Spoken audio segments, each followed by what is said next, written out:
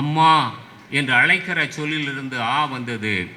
உலகின் எல்லா மொழிகளிலும் ஆதான் முதல் சொல்லாக இருக்கிறது. ஆக அது ஒலி வடிவம் என்று எண்ணிக்கொண்டிருந்தால் ஆ ஒலி வடிவம் என்றால் ஆவை எழுதிய வரி வடிவம் முதலாக இருக்கிறது.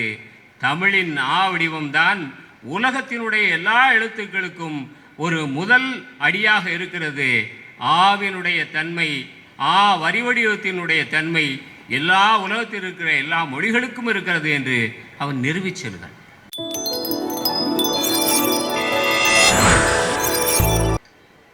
அனைவருக்கும் வணக்கம். 9வது நெல்லை புத்தக திருவிழா செம்மாந்த முறையிலே நடைபெற்று கொண்டிருக்கிறது. திருநெல்வேலி சார்ந்த படைப்பாளிகள் தமிழகத்திற்கு செய்திருக்க சேவையை தொடர்ந்து 10 நாட்களாக நாம் பேசிக்கொண்டிருக்கிறோம். இந்த காட்சி இந்த வருடம் எங்களுடைய அருமை தோழர் நாரம்புநாதன் இல்லாத காலத்திலே நடைபெறுகிற ஒன்றாக இருக்கிறது. நினைத்து பார்க்கிற போதெல்லாம் இந்த வருடம் நாரம்புநாதன் இருந்திருந்தால் இந்த நிகழ்ச்சி எப்படி இருந்திருக்கும், யாரெல்லாம் பேசியிருப்பார்கள் என்று எண்ணி பார்க்க வைத்திருக்கும். அவர் அழைத்து வந்து பேச வருகிற ஆட்கள் வேறு, இந்த வருடம் இங்கே பேசுகிற ஆட்கள் வேறு. ஒட்டுமொத்தமாக ஒரு புரட்டி போட்ட ஒரு வேலையை இந்த வருடம் செய்திருக்கிறது. மிக பிரமாதமாக பேசி அமர்ந்திருக்கிறார்கள் சாகித்ய விருதாளர் ஜோடி குரூஸ் ஐயா அவர்களும் இரவோடிய திருமேனி என்கிற அபூர்வமான ஒரு நாவலை தந்த இளங்கோவும் பேசி அமர்ந்திருக்கிறார்கள். இன்னும் சொல்லப்போனால் திருநெல்வேலி மண்தான் இந்த வருடம் முழுவதும் எல்லா துறையை சார்ந்த எல்லா மாவட்டத்தை சார்ந்தவர்களையும் அழைத்து பேச வைத்திருக்கிறது. இந்த பெருந்தன்மை வேறு மாவட்டத்திற்கு இருக்கிறதா என்று கூட எனக்கு தெரியவில்லை. மற்ற மாவட்டங்களிலிருந்து யாரையும் அழைத்து வந்து பேச வைக்கிற செயல்பாடு குறைவாக இருக்கிற சூழ்நிலையில் பரந்து விரிந்த இலக்கிய தளம் கொண்ட திருநெல்வேலி மண் எல்லோரையும் அரவணைத்திருக்கிறது என்று எண்ணி பார்க்கிற போது உண்மையிலேயே இந்த நிகழ்ச்சி வேறொரு வடிவத்திற்கு மாறியிருக்கிறது என்றுதான் எண்ணி பார்க்கிறேன். இங்கே பேசிய ஜோடி குரூஸ் ஐயா அவர்கள் அம்பா பாட்டை பற்றி சொன்னார்கள். அம்பா பாட்டினுடைய அனைத்து வடிவங்களும் கூட ஒரு புத்தகம் கூட நம்முடைய நூலகங்களிலே இல்லை. 30 வருடங்களுக்கு முன்பாக வந்த ஒரே ஒருவர் எழுதிய அம்பா பாட்டு பழைய புத்தக கடைக்கு வந்துவிட்டது. இப்போது அம்பா பாட்டுக்கள் இல்லை. ஐயா ஜோடி குரூஸ் அவர்களுக்கு நான் கேட்டுக்கொள்வது, மீண்டும் அம்பா பாடல்களை நீங்கள் தொகுத்து ஒரு நூல் வடிவத்திலே கொடுக்க வேண்டும் என்று ஒரு கோரிக்கையாக உங்களுக்கு முன்வைக்கிறேன். அம்பா பாட்டிலே நான் படித்திருக்கிறேன். அங்கே புங்கை மரத்தினுடைய இலைகளை கொண்டு போய் போடுவார்களாம் கடலில். போடுகிற போது அதனுடைய நிழலிலே ஏதோ இறை இருக்கிறது என்று சொல்லி மீன்கள் மேலே எழுந்து வருமாம். அப்போது அம்பா பாட்டை பாடி அந்த மீன்களை வலை வீசி பிடிப்பார்கள் என்று அம்பா பாட்டிலே ஒரு இடம் வருகிறது.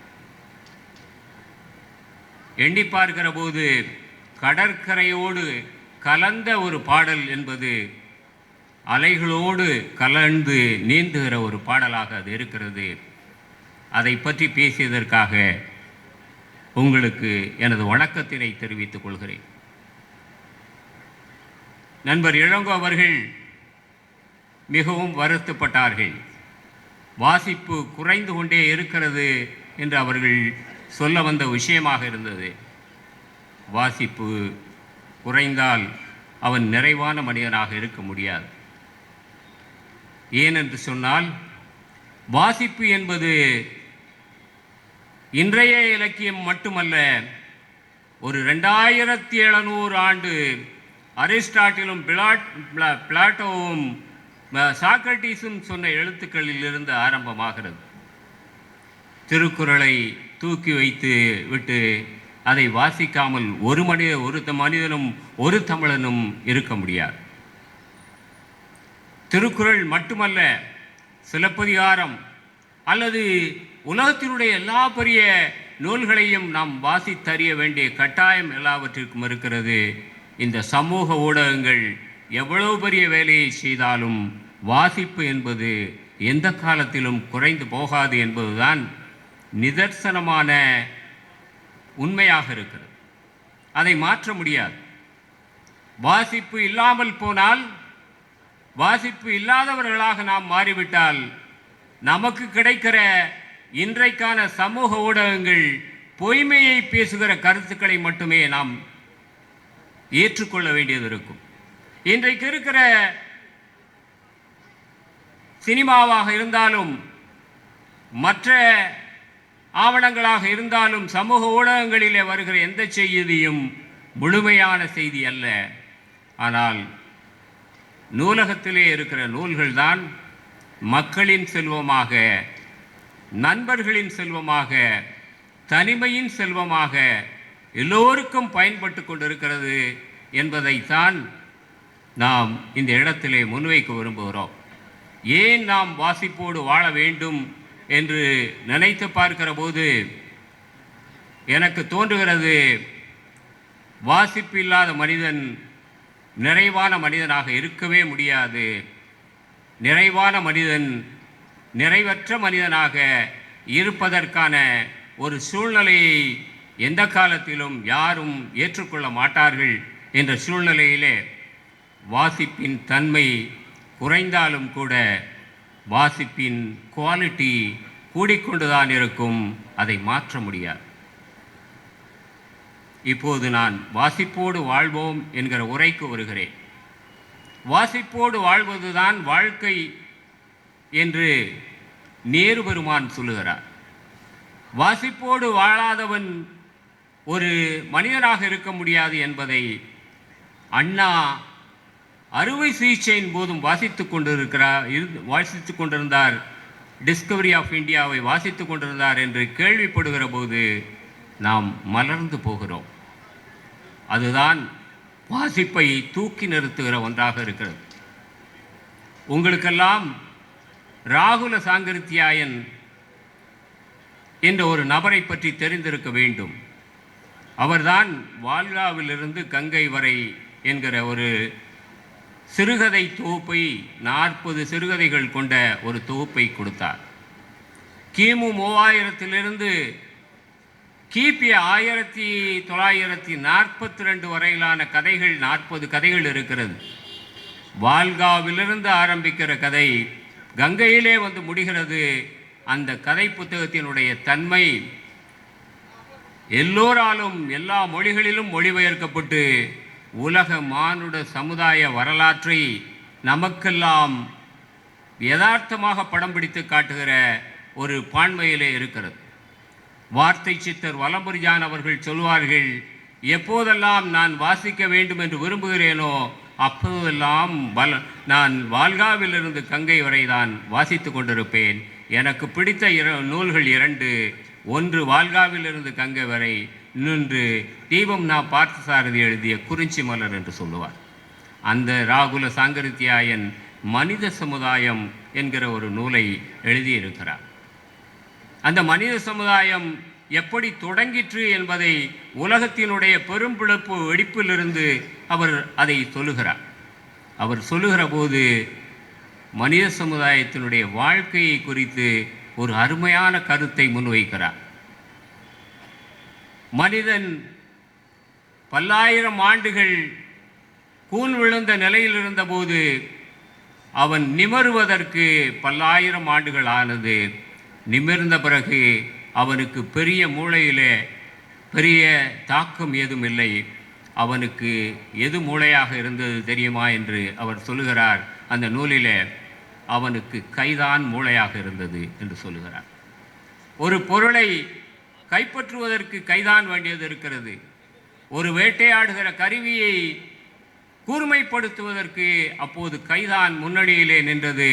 ஒரு பொருளை இன்னொருடமிருந்து வாங்கி ஒரு உணவை சாப்பிடுவதற்கு கைதான் முந்திக் கொண்டு சென்றது. கைதான் அப்போது மூளையாக இருந்தது. அந்த கை இயங்க இயங்க இயங்க மூளை வளர்ந்து கொண்டே இருந்தது. மூளை வளர வளர மனம் என்று ஒன்று வந்துவிட்டது. மனம் வந்த பிறகு இப்போது மனத்தின் ஆதிக்கத்திலே தான் நாம் இருக்கிறோம் என்று அவர் அந்த மனித சமுதாயம் என்கிற நூலிலே சொல்லுகிறார். நமக்கு ஆச்சரியமாக இருக்கிறது. கை எப்படி மூளையாகும், மூளை எப்படி மனமாகிவிட்டது என்று சொல்லுகிற போது வள்ளுவன் சொல்லுகிறான், மனத்துக்கண் மாசிலனாதல் என்று சொல்லுகிறார். மனத்துக்கண். வள்ளுவன் சரியான சொல்லை சரியான இடத்தில் சரியாக பேணி சொல்லுவான். மனத்தின் உட்புறத்திலே ஒரு கண் இருக்கிறது. அந்த கண்ணுக்கு மாசில்லாமல் இருக்கும் பட்சத்தில் அந்த மனம் மாசில்லாமல் ஆகும். மாசில்லாத மனிதன்தான் மானிடத்தின் மாபெரும் மனிதன் என்று வள்ளுவன் சொல்லி தந்திருக்கிறார். திருக்குறளை நாம் எப்போதும் வாசித்து கொண்டே இருக்க வேண்டும். திருக்குறளின் தன்மைகள் எப்போதும் மனதிலும் நெஞ்சிலும் நிழலாடிக்கொண்டே இருக்க வேண்டும்.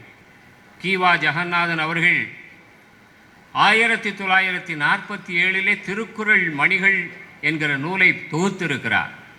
அந்த திருக்குறள் மணிகளை எழுதியவர்களிலே பெரிய பெரிய ஆட்கள் பூரா பேரும் எழுதியிருக்கிறார்கள்.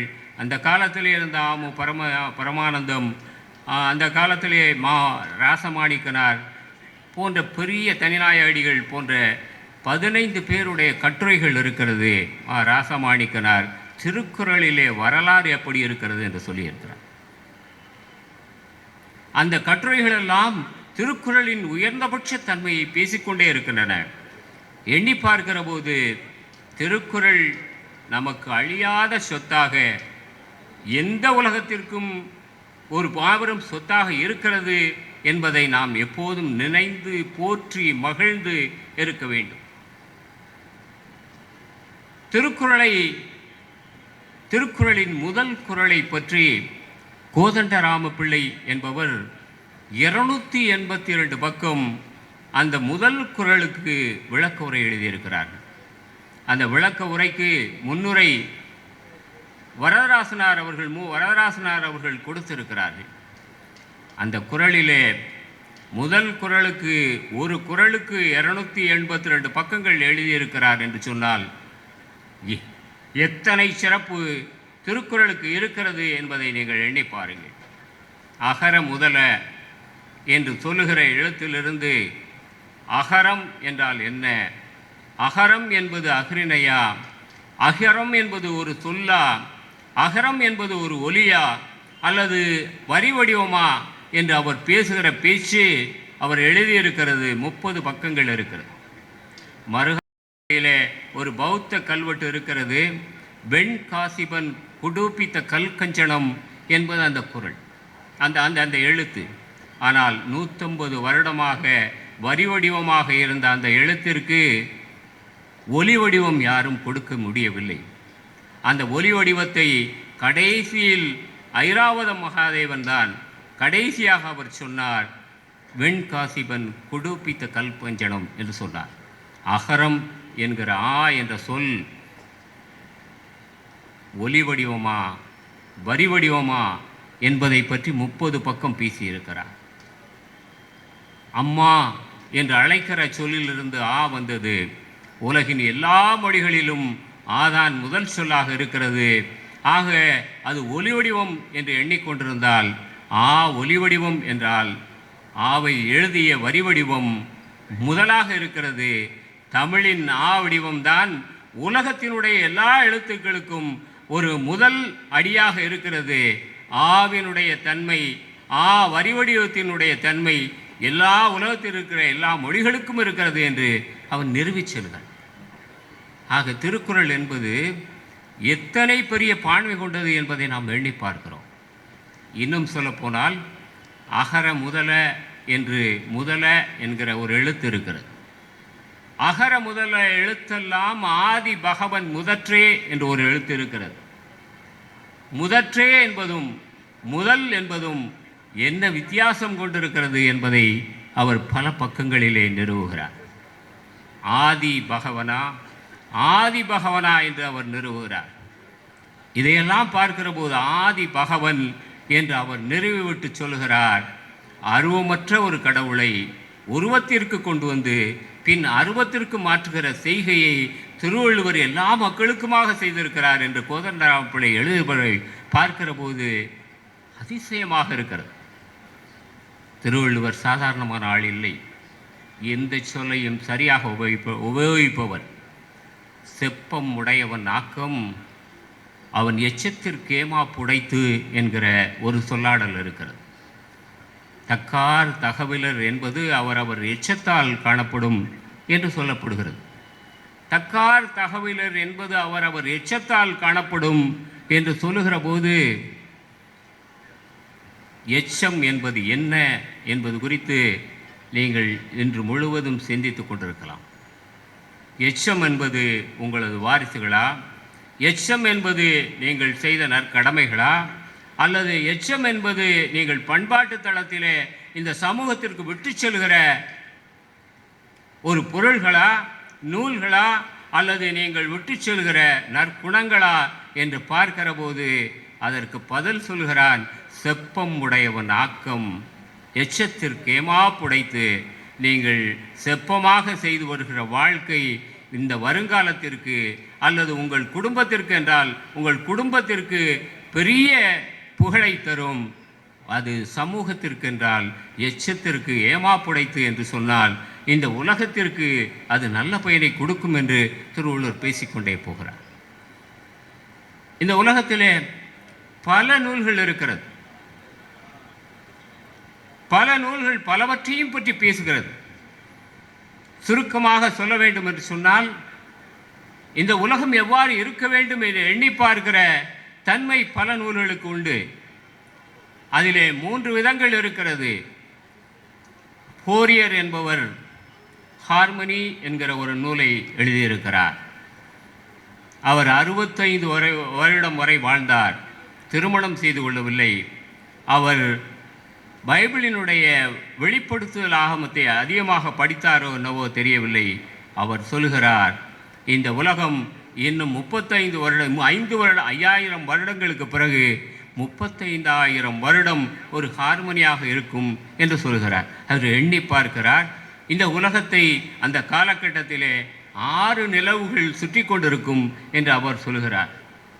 6 நிலவுகளிலே ஒரு நிலவு ஆர்க்டிக் வடதுருவத்திலே இயங்கிக் கொண்டிருக்கும். அதிலே நறுமண பொழிவாக மழை சிதறல்கள் சேறிக்கொண்டே இருக்கும். அது உலகம் முழுவதும் நறுமணத்தை தந்து கொண்டே இருக்கும் என்று சொல்கிறார். அப்படியான ஒரு தேசத்தை உருவாக்க வேண்டும் என்று ஆசைப்படுகிறார். அவர் சொல்லுகிறார், ஒரு ஊரிலே 2000 பேர் இருக்கலாம்.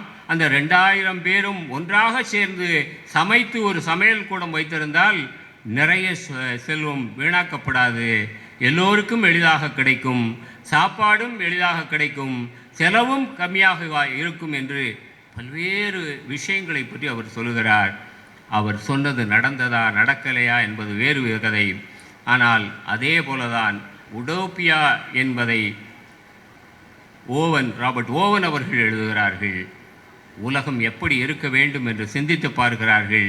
சிந்தித்து பார்த்து அவர் நாட்டிலேயும் அமெரிக்காவிலேயும் அதுபோல இந்த ஓஷோ உருவாக்கியதை போல பொதுமக்களுக்கான ஒரு மக்களோடு இணைந்து வாழ்வதற்கான ஒன்றை உருவாக்க முயற்சிக்கிறார்.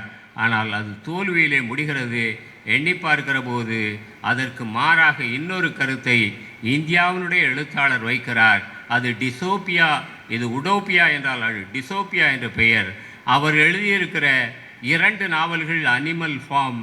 அல்லது அந்த அனிமல் ஃபார்மில் என்ன சொல்கிறார்கள் என்றால், அரசியல்வாதிகள் முதலில் நல்லவர்களாக வருவார்கள், போக போக அவர்களும் பழைய நிலைக்கே திரும்பி விடுவார்கள் என்று சொல்லுகிறார்.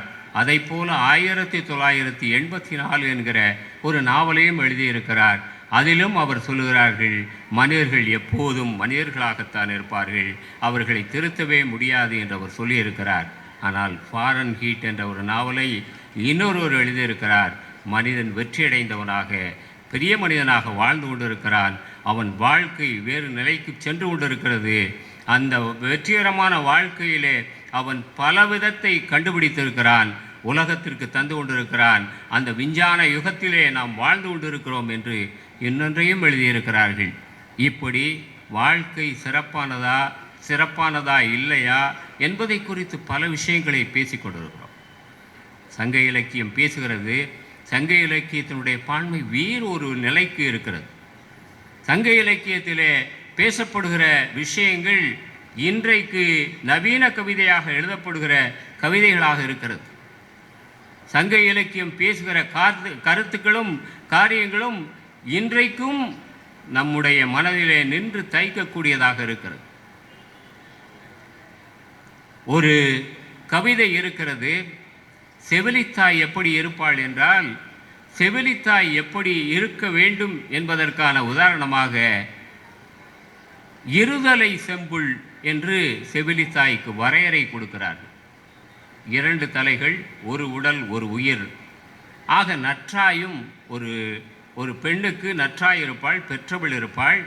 பெற்றவளைப் போலவே ஒரு செவிலித்தாயும் இருப்பாள். செவிலித்தாயும் அந்த நற்றாயும் இருவரும் இரு தலை கொண்ட ஓருடல் கொண்ட ஒரு உயிராக இருப்பார்கள். செவிலித்தாய் அவ்வளவு உயர்ந்தவளாக இருப்பாள் என்று அந்த நல்லியக்கூடன் பாடலிலே வருகிறது. செவிலித்தாய் எப்படி இருப்பாள் என்பதை குறித்து ஒரு பாடல் இருக்கிறது. பாவைக்கு இவள் ஒரு இனிய பாவை, பைங்கிழிக்கு எடுப்பித்த இவள் ஓர் பைங்கிழி, காண்தொறும் கலங்க போயினாளே என் மாங்கனாளே என்று ஒரு பாடல் இருக்கிறது. என்ன சொல்கிறது என்று சொன்னால், அவள் செவிலித்தாயாக இருக்கிறாள். அந்த வளர்ப்பு மகள் அவளோடு இருக்கிறாள்.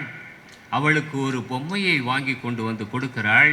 அந்த பாவையை வைத்துக்கொண்டு அவள் சின்ன குழந்தையாக இருக்கும்போது விளையாடி கொண்டிருக்கிறாள். அந்த பாவை அவளுக்கு இனிய பாவையாக இருக்கிறது. அப்படி விளையாடி கொண்டிருந்த பாவையாக இருக்கிறது.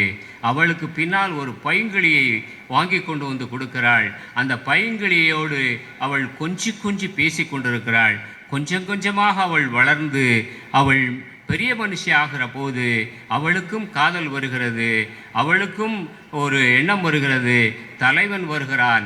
தலைவனோடு அவள் போய்விட்டாள். காண்தொறும் இந்த பாவையையும் பைங்கிளியையும் அந்த வீட்டையும் அவள் வாழ்ந்த இடங்களையும் எல்லாவற்றையும் பார்க்கும் காண்தொறும் கலங்க போயினாலே என் நெஞ்சினாலே என்று அவர் குறுந்தொகையினுடைய 375வது பாடலிலே சொல்லுகிற போது செவிலித்தாய் எப்படி இருந்தாள் என்பதை பற்றி பேசுகிறது. இன்னும் சொல்ல வேண்டும் என்று சொன்னால், செவிலித்தாயை பற்றி சங்கத்தமிழிலே கலைஞர் ஒன்றை சொல்லுகிறார். கலைஞர் சொல்லுகிற அந்த வார்த்தையும் வரிகளையும் பின்னால் வாசிக்கிறேன். ஆனால் அதற்கு முன்னாலே அந்த பாடலை பற்றி நாம் தெரிந்து கொள்ள வேண்டும் என்பதற்காக ஒன்றை தெளிவுபடுத்த வேண்டியது இருக்கிறது. இருவரும், தலைவனும் தலைவியும் காதல் நேசம் கொள்கிறார்கள். இருவரும் நெஞ்சுக்கு இனியவர்கள் ஆகிறார்கள். இரவுக்குறி என்றால் இரவிலே வந்து பேசி கூடிவிட்டு செல்வது. நான் வந்துவிட்டேன் என்பதை தெரிவிப்பதற்காக ஒரு சைகையால் கையால் தட்டுவது இரவுக்குறி. ஒரு கல்லை கொண்டு எறிவது இரவுக்குறி. ஒரு மரத்திலிருந்து ஏதாவது ஒன்று விழ வைப்பது இரவுக்குறி. அந்த இரவுக்குறியை பற்றி பேசுகிறார்கள். அந்த இரவுக்குறியின் அடிப்படையில் அவன் வந்து பார்த்துவிட்டு போகிறான். பார்த்துவிட்டு போகிறவன் பின்னாலே திருமணம் செய்ய வேண்டும் என்று எண்ணிக்கொண்டிருக்கிற போது ஊரிலே அலர் வருகிறது. அலர் என்றால் எல்லோரும் அவளை பற்றி பேசுகிறார்கள். ஒன்றை இரவு வருகிறான், பார்த்துவிட்டு போகிறான் என்று பேசுகிற பேச்செல்லாம் ஊர் முழுக்க வந்து விடுகிறது. ஊர் முழுக்க வந்ததற்கு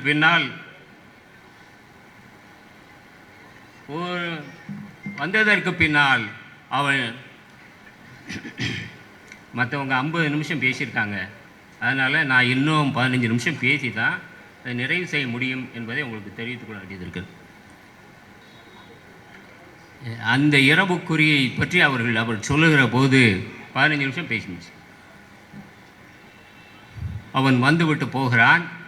மறுநாள் நாம் 2 பேரும் சென்று விடுவோம் என்று சீக்கிரமாக முடிக்க சொல்லியிருக்கிறார்கள்.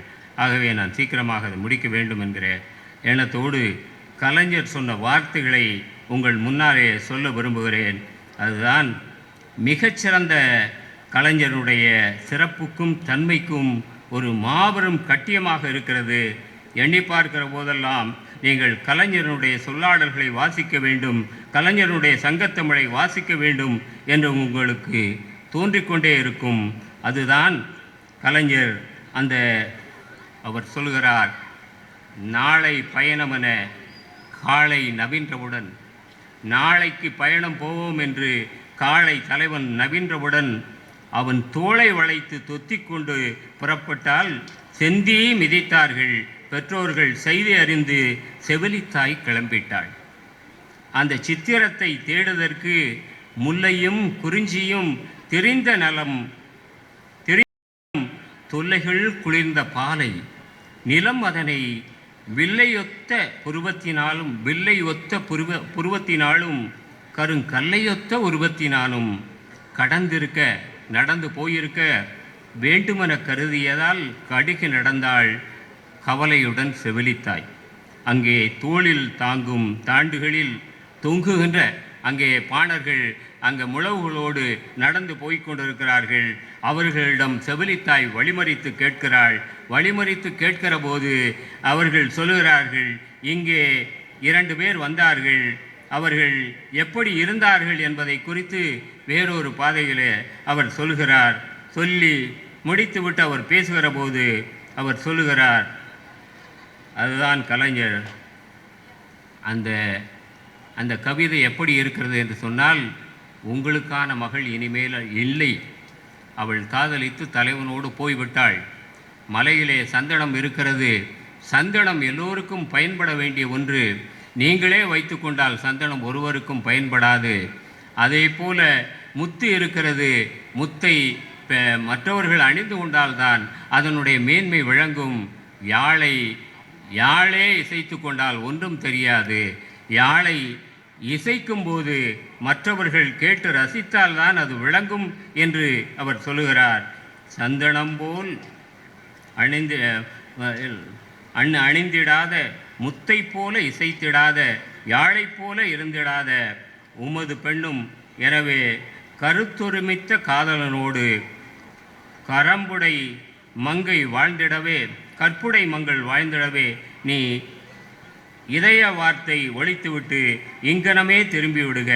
வாய்மை நிறை வழிபோக்கர் சொற்கேட்டு தாய்மை உளம் மிக தெளிந்தாளே, கோலமகள் தேர்ந்தெடுத்த இல்வாழ்க்கை சோலை மலராய் செழித்திடுக என வாழ்த்திவிட்டு பாலை நில பயணம் செய் பெரியோருக்கும் பண்புடனே என்று சொல்லி நன்றி கூறி வணங்கி சென்றாள் என்று அந்த கவிதை பேசுகிறது.